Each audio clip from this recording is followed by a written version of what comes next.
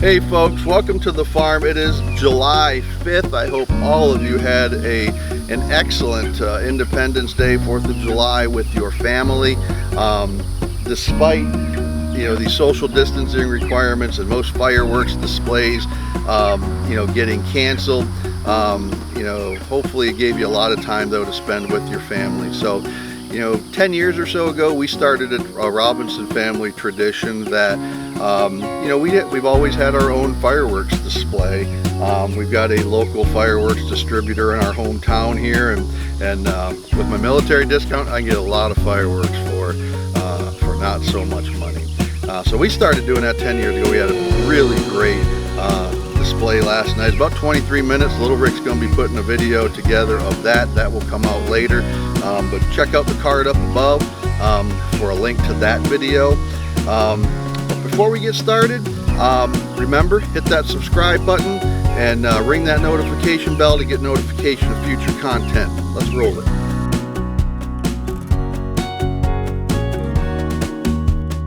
All right, so this is the first chicken coop that we ever bought. This coop is about 4 years old. The whole thing is built out of 2x6s structurally. It's trimmed and framed and 2x4s. The whole thing is a 1/2 inch hardware cloth, and then that is secured on there with staples, and then on top of the staples are 1x4 boards to hold that in. So let's take a walk around this coop. So the whole coop is 12 foot by 36 foot long, so 12 foot wide by 36 foot long. We don't have standard, even though we have water now coming to this part of where this coop is. We don't use piped water. We've used this water catchment system since this coop was installed. This eave trough drains into this 55-gallon barrel. This 55-gallon barrel then goes into a watering bar with chicken watering nipples attached to that. We'll kind of cover that when we go inside. But the whole thing is gravity fed. Comes out of these troughs, down the pipe, through this stainless steel pipe, and then into the coop. So the whole thing is designed so that I could just take the 4 foot hardware cloth and make it so that I can just lay that out, run it down each section. So each section is 4 foot wide. Here we have built-in chicken nesting boxes. Right now, depending on what we're using this coop for, we may or we may not have these open. Right now we're using this mainly as a breeding house, as a brooder, and as a grow out house for various age chicks, and we'll talk more about that when we get inside, because right now we've got our Cornish cross straight run in here. So each side has these nesting boxes that have 3 boxes in there. Right now this is closed up from the inside, so nothing can get to it, but if we did have adult birds in here for laying purposes, then we could just open up these nesting boxes and they would be able to use those. We also have nesting boxes on the inside. Depending on what the hen's preferences is, which determines which box she uses. So we built these boxes initially with the coop thinking that, I like the roll-away nesting design, so that's how these are built. Technically the eggs roll down and then we retrieve them in this lower section here. It was a great idea, never really worked out the way that we hoped it would. The chickens tend to prefer what we've got on the inside. And I don't really know why that is. So even when these are uncovered, they don't use them a lot. We do check them though. So this is the front end of the coop. We've got 3 doors here. This door flips down. It allows us to just bring up the tractor to the edge here, sweep all of the contents out of the coop and into the bucket of the tractor. So instead of having to get in there with a shovel, put it in the trash can, move the trash can, it literally takes us 10 minutes to clean this coop out. And we sanitize it with a bleach and water solution, and then kind of close it up, and then we're ready for the next batch of chicks, or however we want to use it. Last weekend, up until last weekend, for 3 weeks we had our batch of 25 Cornish cross in this section of the coop. So we just moved them out. Little Rick moved them out last Sunday, I believe. So they're down in the lower coop. We got to get this cleaned out today, sanitized, because this upcoming Wednesday we're getting another batch of 10 white Brisset from Brisset Farms over in Mississippi. Another type of meat bird, and those we're gonna we've got roosters. It's another straight run, and probably be breeding those for our own meat production. But nonetheless, that doesn't impact the coop. But that's what's coming in here next week, so we got to get this cleaned out. So if you look a little bit inside, it's basically, not only do we use it as a brooder, but we also, it's a fully functioning roosting section of our coop. Right now, again, we've just got bedding in here from the Cornish cross that we just took out last weekend. But what we have in here, up in the top, we have nesting bars, or down on the bottom we got some additional nesting bars. This lamp right here is a sweeter heater. We only have that in here when we have chicks in here, and that's to maintain their temperature for the first month. So, you know, we've been getting into the mid 90s, upper 90s now for close to a month. So we really, it's really, I don't know that we need that in here, because the ambient temperature is keeping them plenty warm enough. We got a box in here. This box is what we put the water and the feed on during the time that the chicks are in here.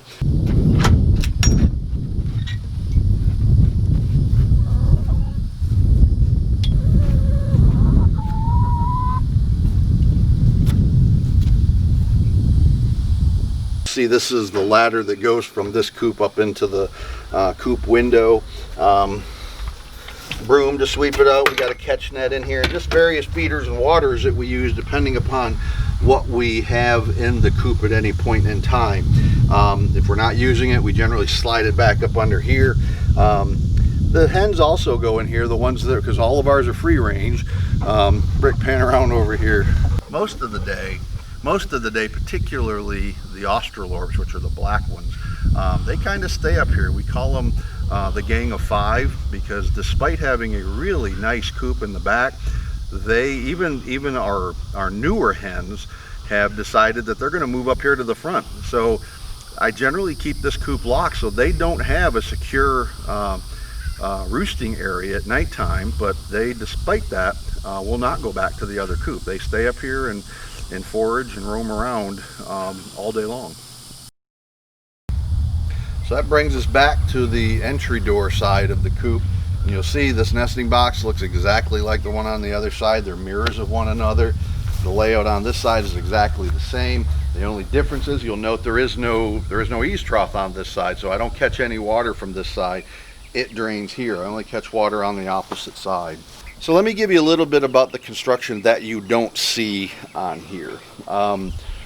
I'm on a lot of Facebook forums, and I see questions a lot. I mean, literally every single day on one forum or another, about how do I keep predators out of my coop. And I'm proud to say that we've never had a predator get into this coop. Knock on wood. And let me tell you why. When this was laid out, this board right here, all the way to the bottom, even below this 2x6, this board right here is about 2 inches into the ground. So from behind this board, as it's attached on to these 4x4 pieces, there is a 2x4 piece of steel wire that comes out 4 foot. So it comes out to about right here, and it was buried 2 inches into the ground, and it goes all the way around the perimeter of this coop, and it folds right here. This board holds that 2x4 wire fence on, and I'll show you that on the inside. You can't really see it out here, and then we backfilled over that wire. So normally if a dog or a coyote or anything tries to dig into this coop, they're going to try to come up here as close as they can to the coop and begin digging.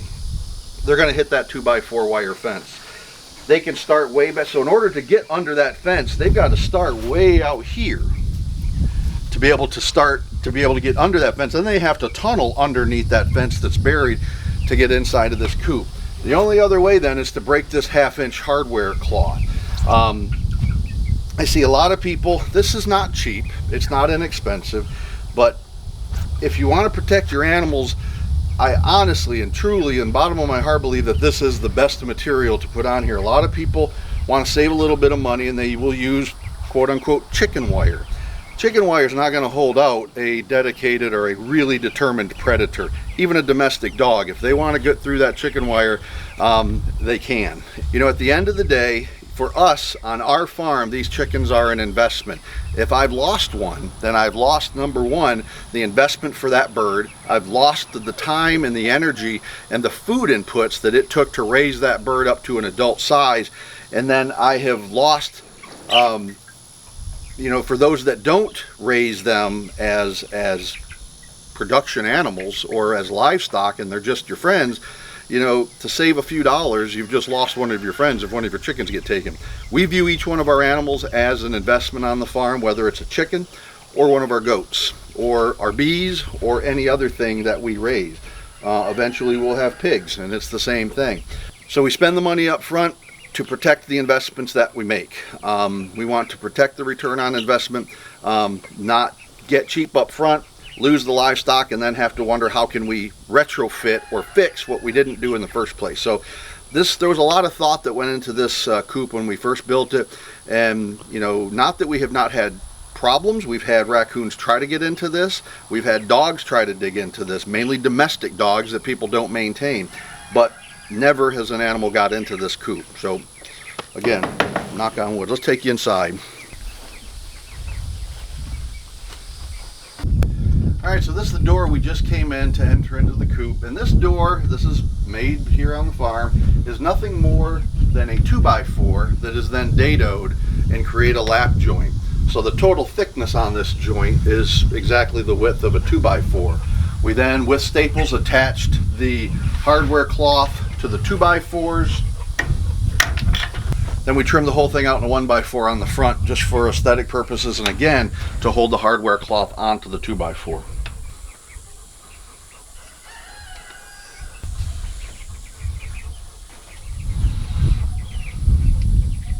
So the construction is exactly the same around the entire perimeter. The hardware cloth gets attached to the front of these 4x4s. This 2x4 right here does nothing but secure the hardware cloth to this 2x10 up here, which is what's supporting the roof trusses. We built these trusses here. Each one of the trusses are cut, and then we put on the clips to hold them on each of the joint unions, as well as they're screwed and glued.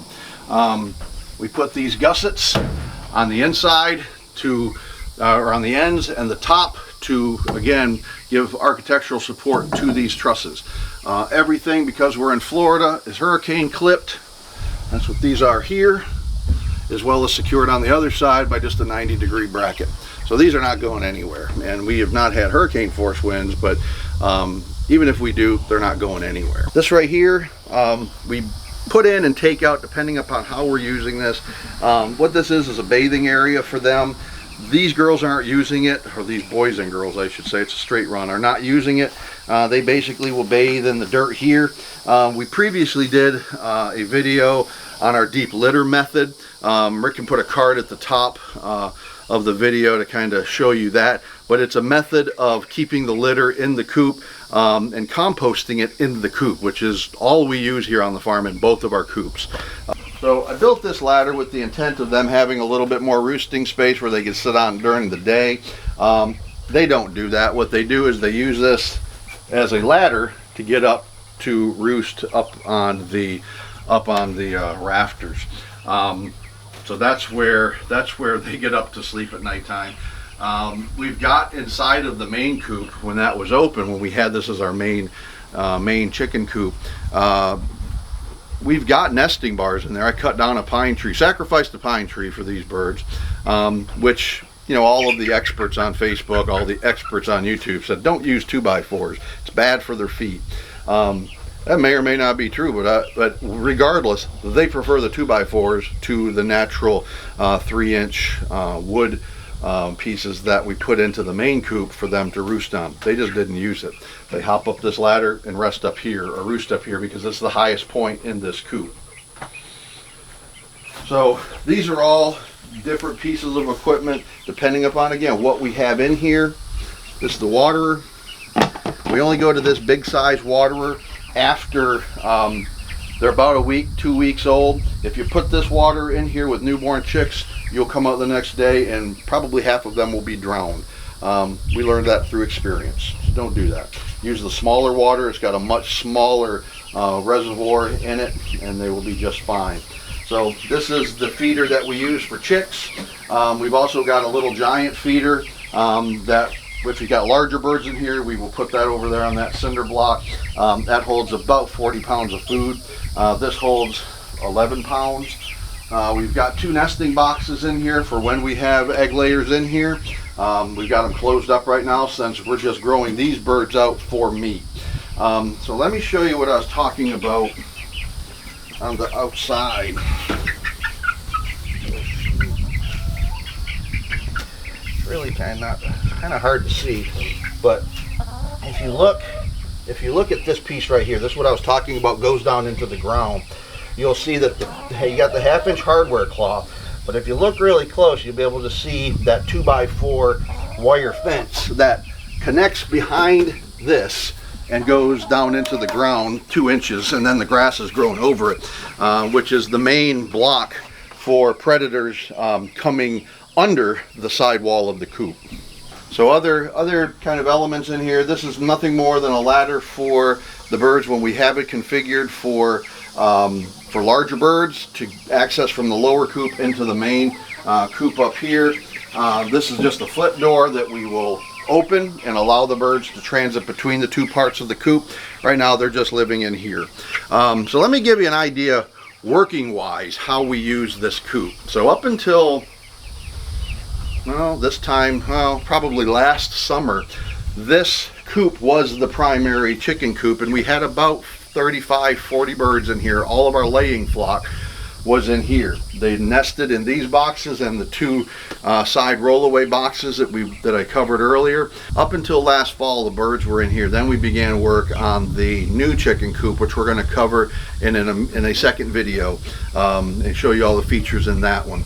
Really the same design, but where it's located is a little bit different, and it's kind of situated around our goats. So structurally, it's even more sound than this one in terms of predator proofing. If you've ever been around or with goats, you know they like to hit things, and I challenge them to hit my coop because it's not going anywhere.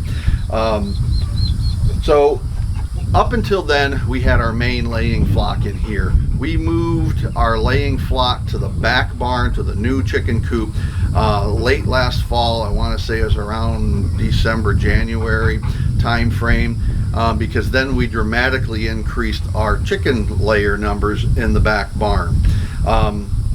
We got I think a total of about 110 new chicks that we raised out last fall. Put them into that barn. Well, part of that we got, they were all supposed to be hens. Some of them were not hens. We ended up getting 6 roosters. Since then, we're down to 1 rooster. And in previous videos, you saw that Rick did on the Love Shack, featured our 1 rooster, which is Doofus, with some of our Easter eggers, and they were put into this coop. So number 1, this is a breeding coop now. This is where we will put specific breeds along with the rooster that we want them bred to, and we will produce our fertile eggs in this coop. When we get new chicks, such as these Cornish cross from 3 weeks ago, those new chicks will go just into the brooder part of this coop. They will be under the heat lamp. We will be able to really control that environment really, really well. Once they get to the point of being feathered out, or where the heat on them is not as essential as it is, for example, these boys and girls now, then we can open this gate up and let them down into here. So like I said, these Cornish cross just came down into this coop last Saturday, and we're going to be putting in a new batch of white brisset in there this upcoming Wednesday. This weekend or next, these Cornish cross will go into our chicken tractor that Rick is working on, and in 3 weeks those brisset will be coming down into this portion of our coop. While all this is happening, we've got 40 Easter egger eggs in the incubator in the house that will hatch out at this point 19 days from now. So then when those chicks hatch out, whether or not these Brucei are ready, they're probably coming down into here. We'll probably move the sweeter heater or one of the other heaters into this coop, and then we will put those new Easter eggers in the brooder section. So it's kind of, it's just kind of like a cycle. We move them from the brooder into here. When this is vacant, then we can open it up, and any of the, for example, the Australorps that you saw earlier, we can open it up and let the Australorps kind of roost in here. But generally for the last few months, this has not been available to them. And despite having this nice barn in the back, or nice chicken coop in the back, they stay up here and they just kind of wander around in the woods and all. I hope you enjoyed this video. We have not done, like I said, a dedicated structural video on our barns just for the chickens, or on the chicken coops. So this is the first one. Now we're going to hit the second one, and so Rick will give you 2 dedicated videos just related to our 2 chicken coops. If you like the video, make sure to subscribe. It helps us out a lot, keeps us motivated to keep putting out new content. Make sure you ring that notification bell to get notification of future content, and always remember, treat others as you would like to be treated. Thank you for visiting the farm. Take care. Hey folks, welcome to the farm. Start that over again. I wasn't recording. Right. Yep. Hey folks, welcome to the farm. It is July 5th. I hope all of you had a wonderful Thanksgiving.